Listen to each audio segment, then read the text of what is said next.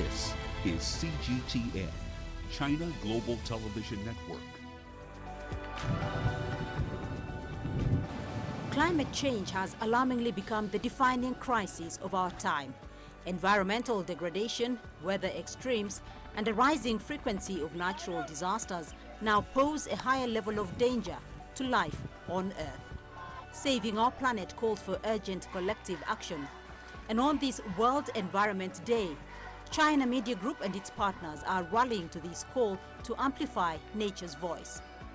Guided by the belief that we are stronger together, June the 5th marks the launch of the Media Action Campaign for China-Africa Environmental Protection. Ladies and gentlemen, thank you very much for joining us here today. Karibuni sana to Kenya's capital, Nairobi. Distinguished guests, ladies and gentlemen, welcome to Speaking for Nature, Media Action for China-Africa Environment Protection. A big thank you to all of you for making time to join us. And on behalf of the sponsors of this event, China Media Group, I wish to extend our warmest welcome to all of you. My name is Beatrice Marshall, CMG Global Anchor, CGTN Africa. A rapidly deteriorating environment with potentially far-reaching consequences for humanity is a source of daily concern for all of us. The red line has been crossed, but June the 5th is a day that inspires hope, as it reminds us of our duties and responsibilities in slowing down, even reversing that damage. As we mark this year's World Environment Day, CMG Africa has launched a unique campaign. In keeping with our theme, Speaking for Nature, the campaign will walk the talk. Using technology, we will convey nature's voices in all open physical and virtual spaces. A quarter-long exhibition of documentaries depicting the challenges facing our global environment will be disseminated across many African countries. Ladies and gentlemen, at this launch today, we're honored and privileged to have His Excellency Zhou Pijian, Chinese ambassador to Kenya and the permanent representative of the United Nations Environment Program. Karibu sana. Now, ladies and gentlemen, I'd like first to invite Mr. Cao Ru, the Acting Bureau Chief of CMG Africa, to deliver his keynote address. Ladies and gentlemen, a round of applause. Thanks, Beatrice. Allow me first to extend my sincerest gratitude and warmest welcome to our friends from international organizations, academia, and media partners to the launch of Media Action for China-Africa Environmental Protection. It is particularly meaningful that we have gathered on the occasion of the 51st World Environment Day to kick off this event in Nairobi, the city where 30 years ago the Convention on Biological Diversity was ratified. The theme of this year's World Environment Day is only one Earth. As Chinese President Xi Jinping has pointed out, we must treat Mother Nature as our root, respect it, protect it, and follow its laws. In Africa, we have witnessed that the cultures hold a general reverence and respect for natural phenomena and beings. Living in harmony with nature is a value long upheld by the African people. This demonstration of ecological ethics should be an inspiration for us all. Hence, the China Media Group has initiated this media action called Speaking for Nature, in the hope that the call for coexistence between human and nature could be heard by the general public, and the awareness of protecting the earth could be raised through the media. CMG Africa, with its headquarters in Nairobi and covering the whole continent, is encouraged by Mr. Shen Haixiong, President of the CMG, to be the guardian of China-Africa environmental consciousness, builder of China-Africa cooperation, and witness of China-Africa friendship. For the coming 3 months, CMG Africa will be working with multiple African media in co-producing programs and airing documentaries to promote China-Africa collaboration in conservation and ecosystem protection. Together with our partners, we purpose to raise awareness of natural resource conservation, facilitate global dialogue and multilateral cooperation in eco-protection in order to preserve a good ecological environment for the planet we call home. And to conclude, I'd like to wish the event a complete success. Thank you very much. Thank you. Thank you very much, Mr. Cao. Thank you very much for that insightful thought. Only one Earth, and that is Mother Nature is our roots. Ladies and gentlemen, we do know that the United Nations Environment Programme has been in operation for 50 years, safeguarding the ecosystem. May I now invite Ms. Susan Gardner, the Director of UNEP Ecosystems Division, to deliver her keynote address virtually. Ms. Gardner. Your Excellencies, colleagues, I'm so pleased to be part of this launch and express support for anything that the UN Environment Programme can do with the media to mobilize sustainable development outcomes and environmental protection. The world is facing a triple planetary crisis of biodiversity loss, climate change, and pollution. 1 million species are at risk of extinction, and 500,000 people die each year from unsafe, unclean water. We know climate change is inducing growing droughts, floods, and fires, and all of this is amplifying our collective risk, particularly to the world's most vulnerable.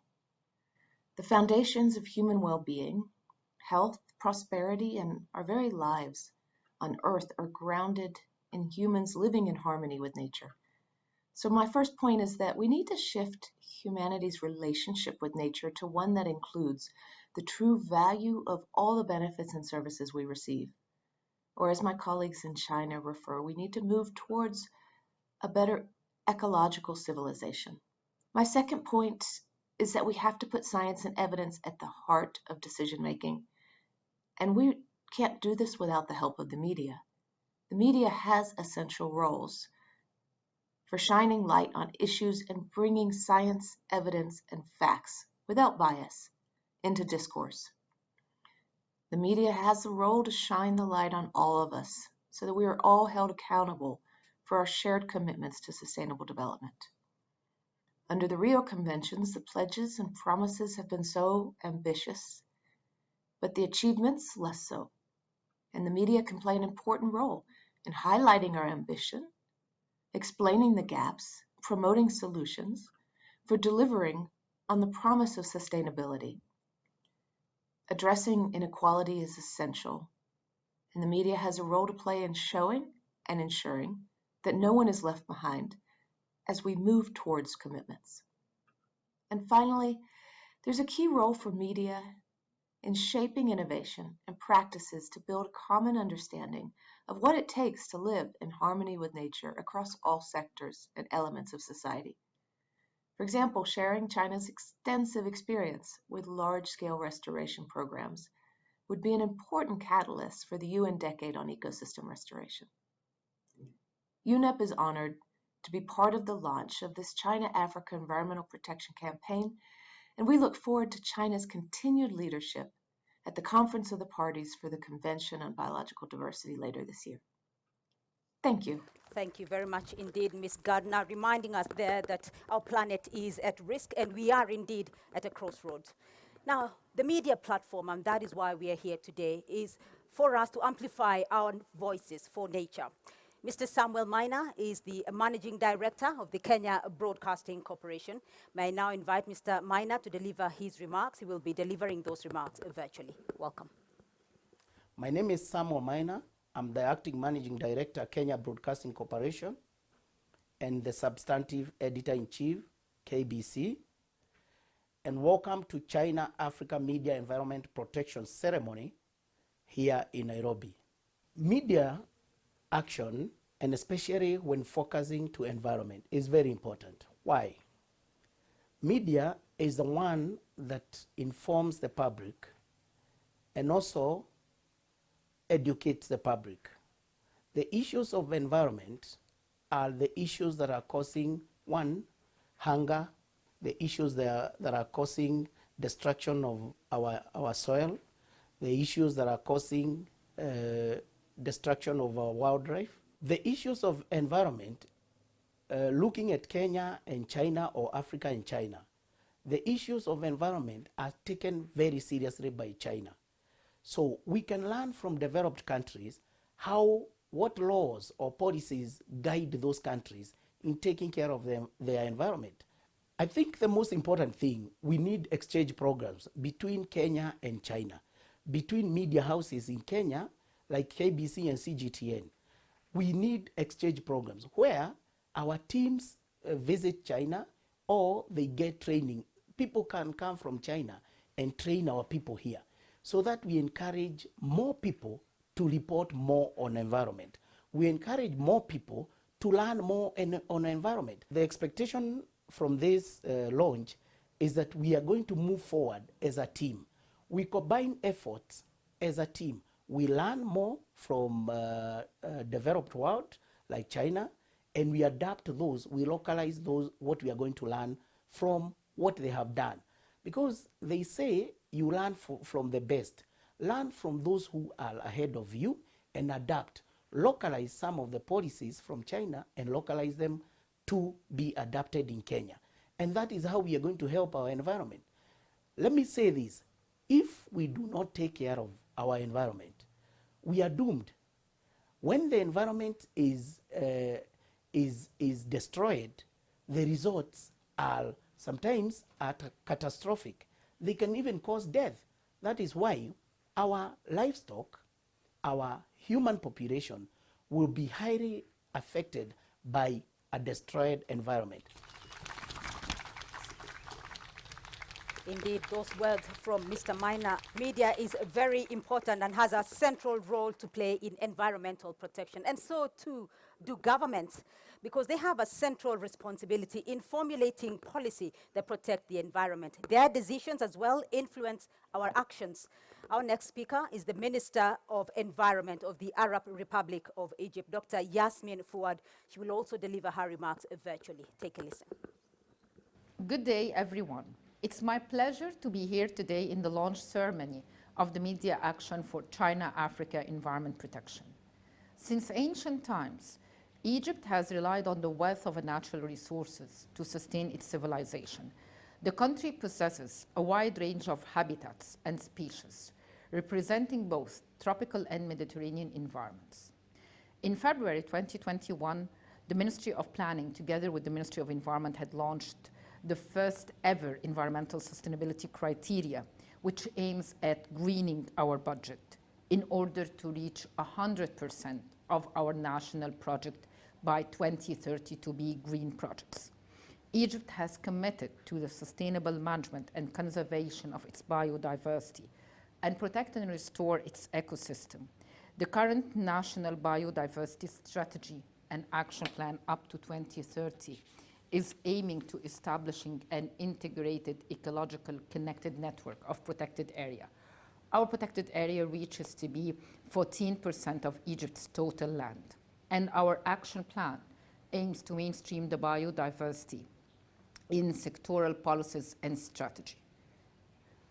Ladies and gentlemen, natural ecosystems provide basis not only for the livelihood of many marginalized and poor communities, but also for the sustainable and green economic growth, thus significantly contribute to the human welfare and to achieve most of the sustainable development goals.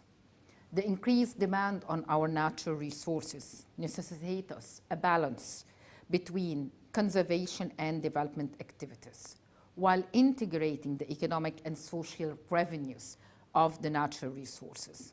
And that's the balance that we need all to strive and work for. Finally, the latest finding of the IPBES report and the IPCC reports together shows that the lessons learned from the pandemic are sending us alarming messages, asking for the urgency to move from talks to action to overcome the environmental crisis. Moreover, and while we're recovering from the COVID, Nature-based solutions and ecosystem-based approaches should be adopted and integrated into our future strategies to sustainably manage and protect our environment. Finally, I would like to wish you all the best of luck in that event and really call upon all stakeholders from around the world. We need to collaborate and cooperate in a spirit that was never there before in order to save our environment and our precious natural resources for our future generations. Thank you. Dr. Fuad, ladies and gentlemen, apt information there. The world has to make political commitments, and it is time for collaboration and more cooperation. Well, now, cooperation among stakeholders is key if environmental protection is to succeed. Established in 2020, China-Africa Environmental Cooperation Center has been facilitating cooperation in green technologies, particularly in protecting biodiversity and ecosystems. Now let's hear more about the achievements in environmental cooperation from Mr. Zhang Yujing, the Director General of the China-Africa Environmental Cooperation Center. He's delivering his speech virtually. Welcome.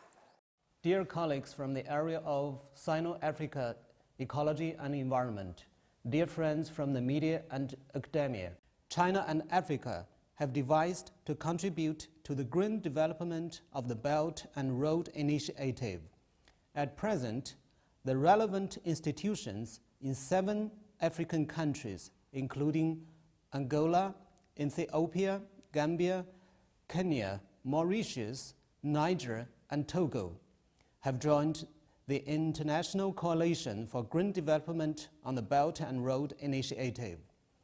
China has been implementing the Africa-China Green Envoys program, and by far has successfully held more than 40 sessions of the China-Africa Environmental Management Seminar, trained more than 1,000 government officials, technicians, and youth representatives of Africa. This program was praised by the United Nations as a fine example of South-South cooperation. We would love to work with African countries to give full play to the role of the China-Africa Environmental Cooperation Center, strengthen policy dialogue and exchanges, jointly implement the China-African Green Envoys program, enhance capacity building on ecological and environmental protection, turn Earth into a beautiful homeland for all creators to live in harmony, and jointly develop the China-Africa Green Innovation Plan to promote environmental technical cooperation and share green development opportunities. Finally, once again, I wish this event a fruitful result. Thank you very much. Thank you, Mr. Zhang. A great sign of cooperation and collaboration between China and Africa, and a very thought-provoking message there from Mr. Zhang. Well, we also have another speaker from our neighboring country, Uganda. He's from what we call the Pearl of Africa. Mr. David Mukholi is the executive editor of Uganda's New Vision. He's joining us here. Mr. Mukholi, the floor is yours. Thank you. The environment is at the heart of our operations at Vision Group. And when this topic was given to us, I just wondered, what do we do? What do we discuss? And thank God that the previous speakers have emphasized the role of the media and in the fight to protect the environment, which is good. So when you come late to speak, you don't have to speak a lot. A lot has been said about it, so I won't go there. In my country, Uganda, we have that is in 1990, we had the forest cover at 24%.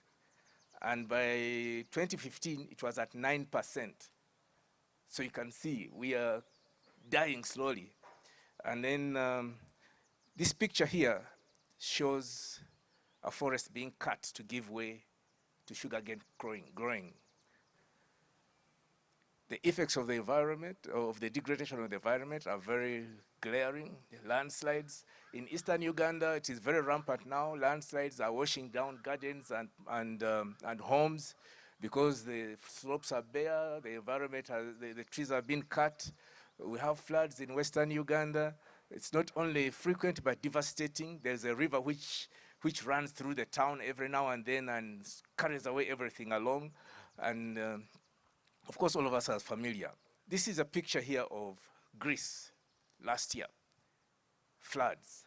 That was a wake-up call. Finally, it was catching up with the Western world and with the biggest developing country, China. So what do we do? Now this, I just have to keep this short. What do we do as the media? I'm just going to draw from examples we've done as the media house at Vision Group. Save Lake Victoria was our first campaign. We put in resources to do this campaign. 1 month. Vision Group has 4 newspapers, 6 radio stations, and now it has 6 television stations, and also has online presence, multiple online platforms. So 2013, we launched a campaign. We targeted Save Lake Victoria. We investigated and highlighted the deteriorating state of Lake Victoria, called for action to prevent its death and disappearance. This is the front page. We drew a big picture there to show people and shock them. We drew, our first story was, if the lake disappears, this is what life is going to be. You will buy water. There won't be jobs. Fishing will end. And this is not only affecting Uganda, but Kenya, Tanzania. These are the countries that share Lake Victoria. We drew a green picture. The very first day, everybody dropped what they were doing and started thinking about Lake Victoria. It became a national story. What were the results? The government announced 9.2 billion shillings in the budget to save the lake. The European Union launched a campaign following our campaign to preserve the lake.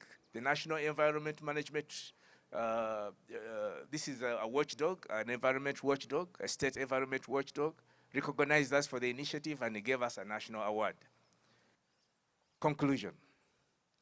These are just spectacular examples. We've done many, but they are very expensive. So such collaborations, when we come here and launch an initiative led by the China Media Group, we hope we can cooperate in some of these projects. These are projects we can do across media houses together because they are very expensive for one media house. So the media also should take effort to have a daily beat. Environment should be a daily beat. Shouldn't be just an occasional one. We report and go away. It should be a daily and sustained beat. So I will end it there. There's much more to talk, but something caught my attention in the earlier preparations or one of the videos. It said, nature needs a voice, and I think strongly the media is that voice it needs. Thank you. Thank you, Mr. Mukoli. Very practical examples of how the media can amplify the challenges facing the environment. Now, in that level of cooperation, strengthening environmental protection and promoting harmony between humanity and nature has become a key topic of international dialogue. China is the world's biggest developing country, while Africa is home to a vast majority of developing countries. The environment has become the new focus of China-Africa cooperation. Now, over the years, China and Africa have jointly made progress in tackling climate change and preserving biodiversity. And CMG crews have been in the front lines of environmental stories. Let's take a look now at some of their coverage.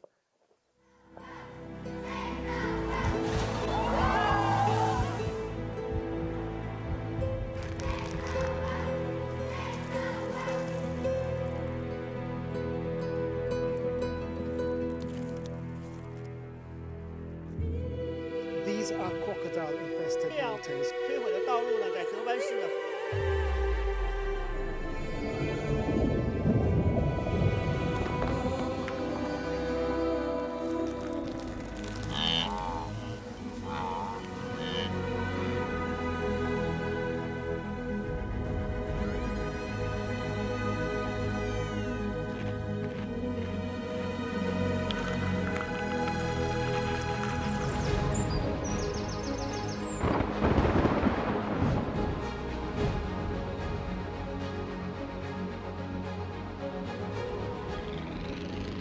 We're here to raise our voices.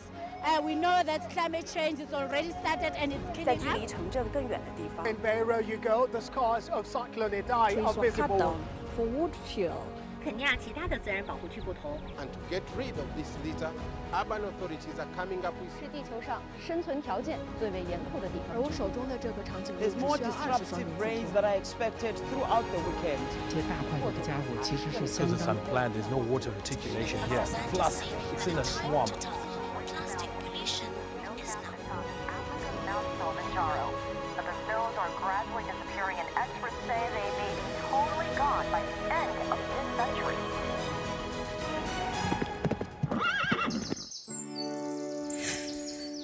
Through the media and through your role, you can help us.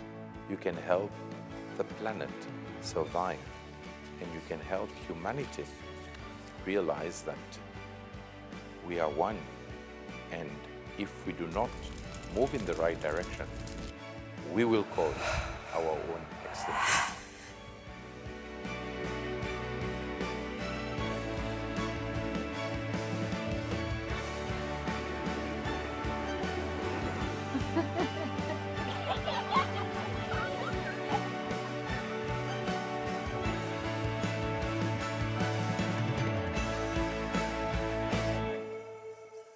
CMG reporters always on the front line there, ladies and gentlemen, of bringing you that information on the climate-related issues, and we will continue playing our part in amplifying the voices when it comes to matters of nature. Well, ladies and gentlemen, green recovery has been a top agenda in Africa's post-COVID-19 era.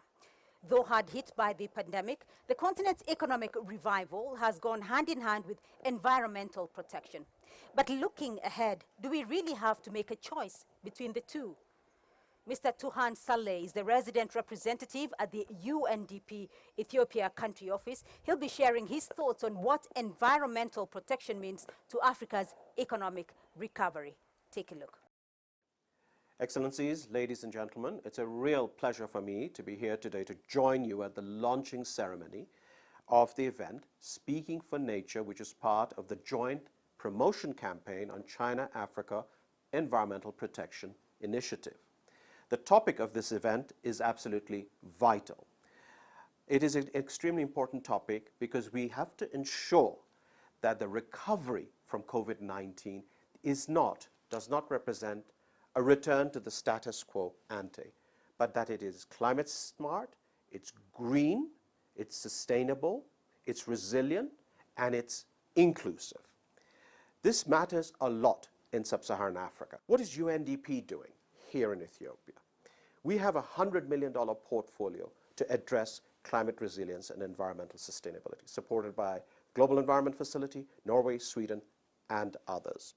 We hope to reach 1.2 million people over the next few years across all 11 regions of the country, and to benefit, actually to help recover 2.7 million hectares of degraded and deforested land. Working with China is an important part of our effort, and we have an interesting, innovative project with China involving South-South and triangular cooperation to expand the use of renewable energy in Ethiopia. This is vital for the reason I explained earlier, and we have much to learn from China, and we hope to build on this partnership in the future. So let me conclude by saying that let's get the recovery from COVID right. Let's not make the mistakes we made in the past. Let's correct them and move forward.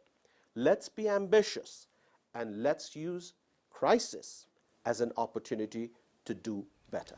Thank you. Thank you.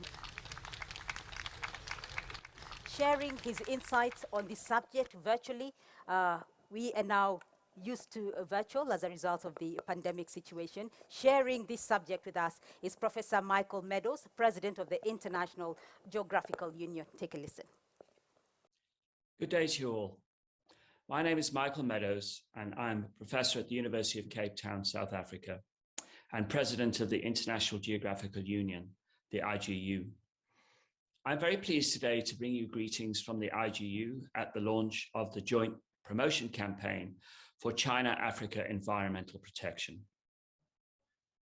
Africa is a continent that is home to a vast array of biodiversity resources, but at the same time has a rapidly increasing human population, far too many of whom are poor and vulnerable and face a daily struggle to survive. This results in a tension between the need to protect the environment on one hand, while at the same time harnessing its resources to promote socioeconomic development on the other. It's essential that Africa continues to develop, but it must do so in a sustainable way that ensures that its fundamental ecosystem processes and associated goods and services are safeguarded. I'm confident that the establishment of this joint promotion campaign will prove an excellent foundation to uphold the protection of biodiversity, both here in Africa and in China. We have a great deal to learn from each other, but the key lesson must be that the environment provides the underlying basis for human development and that every effort must be made to ensure its protection now and in the future.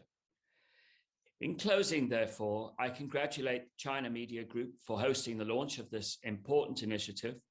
I'm certain will strengthen biodiversity protection and enable the joint construction of a truly green belt and road. Thank you very much. Professor Michael Meadows, thank you for that. It's important to create a balance for the safety of our environment. And now it's time for a debate of ideas. May I now introduce my panel, Mr. Bernard Momanyi, Editorial Director of Capital FM in Nairobi, Kenya. Dr. Geoffrey Mwachala is the Chief Researcher of the National Museums of Kenya, and Victor Nyambok is the Advocacy and Policy Communications Manager at the Worldwide Fund for Nature. Thank you all for being here with us today. Now, Victor and Dr. Mwachala, I want to hear your views first off on the state of the environment. Let's start by looking at nature, the growth of threats to human, animal, and plant life. Victor, what worries you the most? Well, I think we all know that Africa has abundance of nature. In fact, 1/5 of all mammals, birds, and plants are in Africa. And there is obvious decline in terms of nature and biodiversity loss, not only in Africa, but globally. But in Africa, we feel it the most because of the abundance that we have. And this cannot be taken to granted. Because the abundance that we have for future generations might not be there. And nature supports a lot. From the water we drink, from the air we breathe, that is all water. From the food we eat, that is all nature, sorry. And because of this, we have experienced a lot of issues that as an impact of nature loss. And this has brought about climate change. Africa bears the greatest brunt in terms of climate impacts. We've experienced droughts and famine in most parts of Africa, flooding, the cyclones that have been happening, even the locust invasion. These are part and parcel of what we're experiencing because of nature loss and is resultant to the climate change situation that is currently happening. So far, so many communities around Africa are going without food and are going without water. And these are the situations that have been brought about by climate change and biodiversity loss. All right, Dr. Mwachala, let's hear from you. From my perspective, that worries me most, which is likely to be leading to the trends we are seeing in diminishing biodiversity, is the increasing human population without corresponding increase in livelihood opportunities, which leads to uncontrolled land use, and this opens the window for invasion by alien invasive species, which further exacerbates the biodiversity crisis. Biodiversity is the basis of many humans in the developing world. And when we lose biodiversity, literally, we are looking at the potential loss of our own lives and livelihoods. So I want to bring in Bernard's view here, because Bernard, you've heard from the specialists about exactly where our planet is today and what they are doing to conserve the environment. When it comes to highlighting these issues as a member of the media, how challenging is it for you, or what's your view on that? How do you go about it? Thank you. I think as a media, we are guilty. We are guilty in the sense that we are not highlighting the right issues at the right time.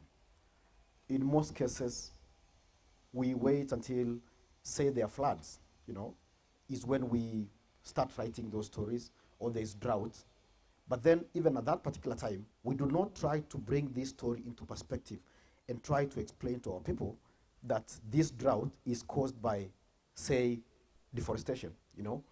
We witness trees being cut all over. Most of us come from the rural part of the country, and majority of the people there, and even here in Nairobi, some people still use charcoal and firewood. We do not tell people that it is through cutting these trees and using this charcoal that leads to the drought that we're experiencing, like what we had just recently. And as a media, we find ourselves complaining that, to write environmental stories is so expensive, We do not still explain those very basic issues to try and get our people understand the connection between the actions and the inactions that they do, that it is what leads to the problems that we face on a daily basis. Victor, do you feel that there is inadequate media attention given to some of the issues that you are facing? And what would you say are some of the issues you would like highlighted now that Bernard is here, that you feel does not receive as much attention as it should? We have been working closely with media as an organization to highlight, of course, the issues that face nature and biodiversity loss, including climate change. Of course, more needs to be done, and there needs to be a whole of society approach, because media are our partners and they help to set the agenda and also pass information to the people we need to engage and to the public. When it comes to access of information, most of the information in relation to the environment, climate change and biodiversity is normally a bit technical in terms of bringing it down to understandable language. There is the angle that we are looking at right now. What are the benefits to nature? What does nature give me as a person, and why should I protect nature? I think that's the conversation that we need to be having, because a lot has been highlighted on the impact and the destruction of nature based on climate change, but then the importance and looking at the issue of what does nature give me is a conversation that we need to start having. All right. Dr. Mwachala, I want to find out from you how you feel that your organization can help the media, to further this story and to amplify the voices here. What does your organization, though, see as its role in conservation efforts, and how do you see yourself partnering with the media in that role?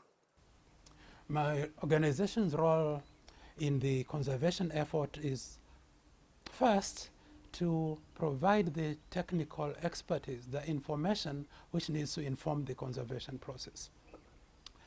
For example, we keep the national reference collections of all living things, and we are the scientific authority on this.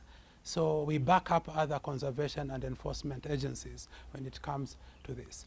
But I think there is a real need for us to enhance our capacity to reach out to the media houses. A lot of the content we generate is largely consumed by a very restricted constituency. And I would like to work out a way through this forum to engage the participating media houses so that they can expand the reach of the content that we have already generated and what we are generating going forward. Bernard, is there room here for specialization? Because as Dr. Mwachala mentions, a lot of the data is consumed by a select few. Is there a need perhaps for specialization from the media so that you can solidify that position, so that you can mainstream some of these environment stories?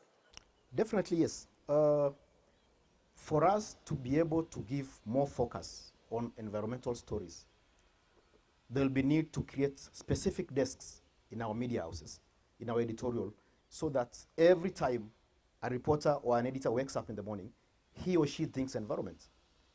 That way, we'll be able to follow these stories and highlight them continuously, as opposed to having just anybody cover these stories. so that the media ends up only writing about environmental stories when there is World Environment Day, for example, or there's a big conference on environment. So environment, just like any other field, it is critical and needs to have speciality in newsrooms. Thank you. All right. I want to get a final comment from you, gentlemen. And as you wind up your final comment, I want to hear, what do you see moving forward? What would you like to see moving ahead? Yes, what would I like to see moving ahead? I'd want to see a more proactive media, media that we can be able to work with collaboratively over a longer period of time. And that also relates to my organization and organizations like ours who are engaging in environmental conservation.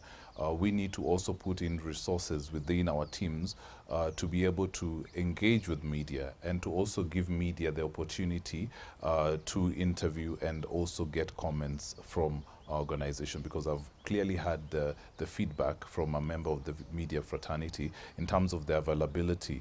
So putting in forward measures to ensure that there is always availability to be able to articulate some of the issues that the media would want us to be able to articulate.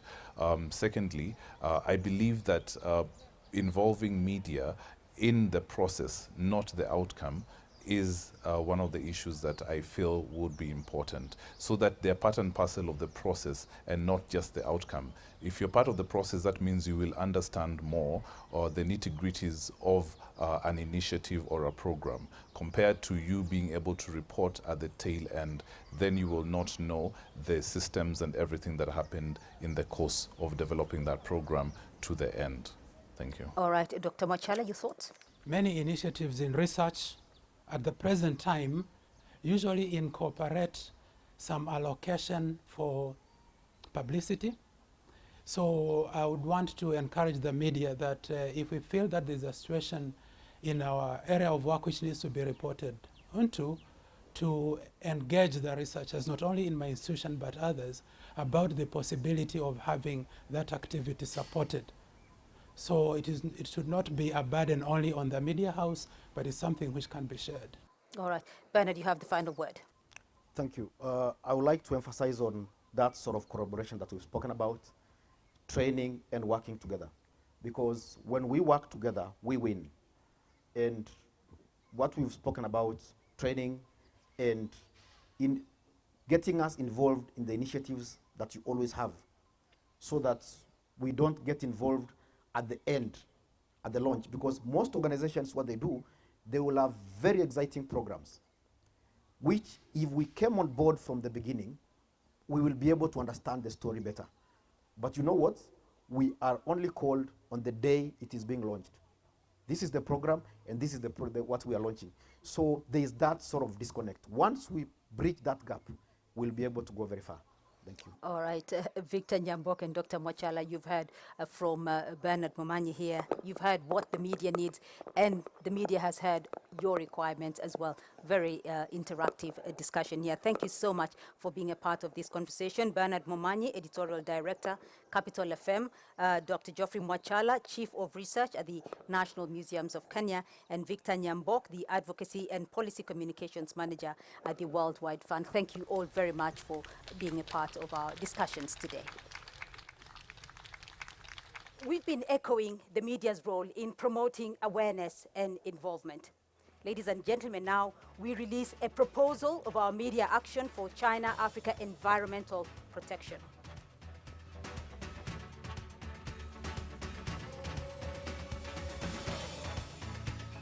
Today, to mark the 51st World Environment Day, China Media Group, CMG, and its African media partners jointly proposed to speak for nature from Kenya's capital, Nairobi.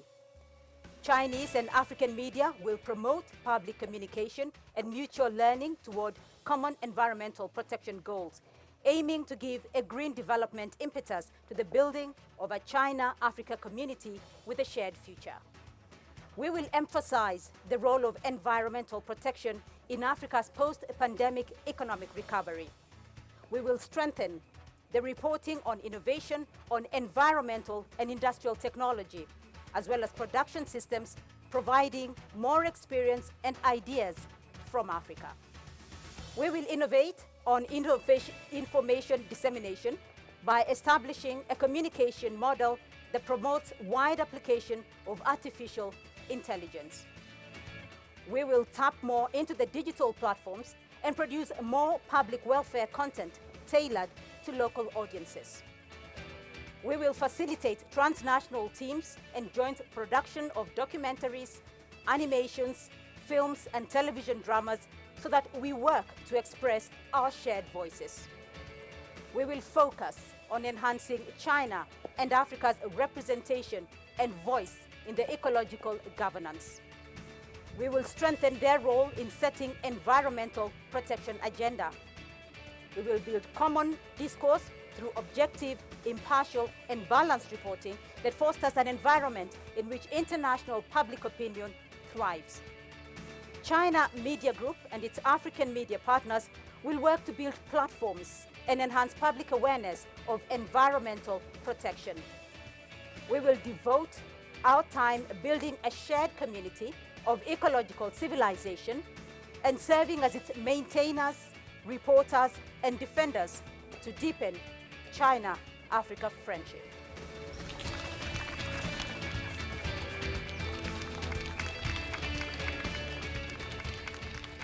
Now, we've been enjoying what nature has to offer. We've heard what stakeholders have to say about environmental protection and what they're doing in their various sectors to ensure that our environment is safeguarded.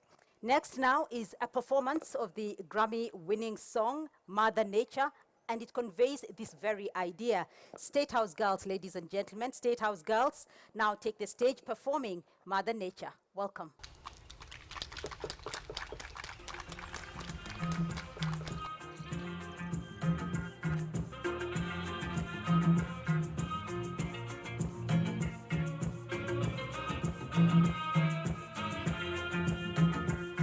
Don't ever let them hurt you in any way. Oh, never let them steal and take the best of you. Keep building cities from the ground. We rise and lead the way. Don't ever let them hurt you in any way. Oh, never let them steal and take the best of you. Keep building cities from the ground. We rise and lead the way. Mother Nature has a way of warning us. It's time I'm dead on the lost ground now. You hear it, you stop it, would you listen? I'm at your mere, but you're living it, yeah. I'm at your mere, but you're living it, yeah. Each one of us, we need each other. We need each other now. We need each other now. Each one of us, we need each other. And that's it from the inaugural ceremony of Speaking for Nature. All of humanity has a role to play in protecting and restoring Mother Earth. We have only one Earth. Let's take care of it.